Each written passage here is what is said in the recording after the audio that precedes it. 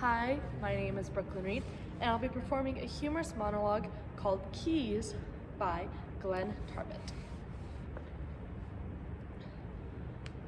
I come from a big family, in more ways than one.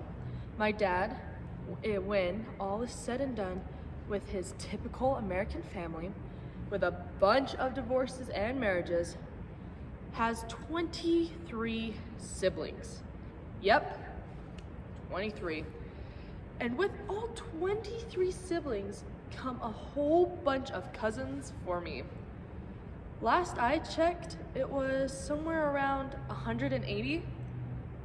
I have at least 4 aunts and uncles that have 10 kids each. But when it comes to my big family, I'm not talking about family population, I'm talking about physical inflation. I have at least 3 uncles that range between 3 to 400 pounds. Now you see where I get it. There's no hope. There's a point to all of it.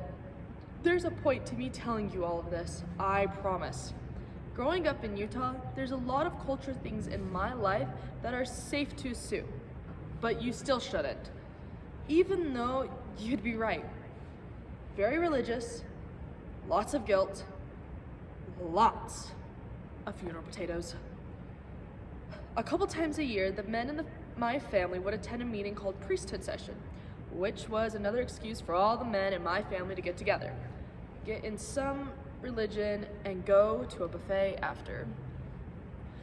We would all carpool to the meeting in my uncle's minivan, and of course I was stuck in the middle of the back seat, which we had so much weight in the back, it's lucky we could steer. I barely survived. My dad would drive, my grandpa in the passenger seat, and the rest were my uncles and me. I had to coordinate my breathing with theirs.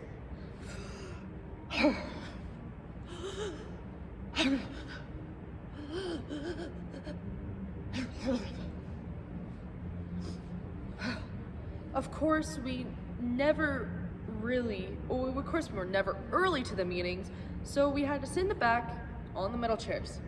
2 hours on the metal chairs behind all the old guys who can't hear, so they sit closer, and so many of them don't have hair anymore, so if you want to see, you have to block off the glare off their shiny heads.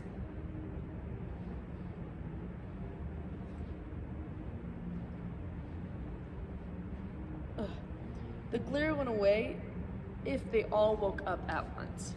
We all know how that is. We all went out to eat, and as I said, we always do. But the difference with this particular time is that after, we went to visit my great-grandma because she liked to hear how the meetings went. My dad, grandpa, and my uncles would recount the meeting to my great-grandma while I drifted off mentally. Not long after, my grandpa called me over to the couch and told me my dad and my grandpa told me that they were going to lift the couch so I could crawl underneath and find my grandma's keys.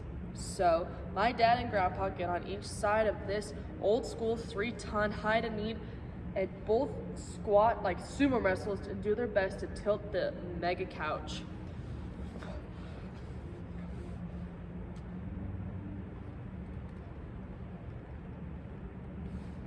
Whoa. As soon as the couch was high enough, I dove under there looking for the keys. I saw something shiny. Ooh, a Hershey's Kiss. Do you see her keys? Not yet. Take your time. No hurry here. I looked for another couple of seconds. When I saw a silhouette, I reached and grabbed it. My grandpa, still no keys.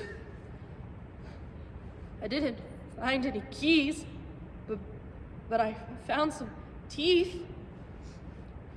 Well, that's what I was signaling for, not teeth, teeth.